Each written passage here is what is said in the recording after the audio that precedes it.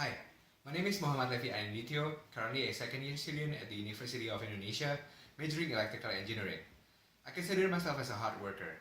I'm committed to what I'm doing, and I'm very responsible on every task that is assigned to me. In the other word, I always try to do my best on everything that I do, giving out my 100%. My motivation to join this world-scale event is because I'm very interested in energy issues, since I'm taking electrical power engineering as my sub-major, so I always want to know more. I'm also the facilitator of Public Relations Division of a student energy forum called Forum Energi FTUI at my campus.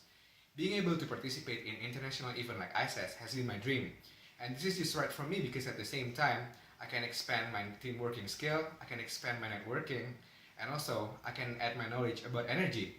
I cannot wait to be involved in this event and giving out my 100%. Thank you.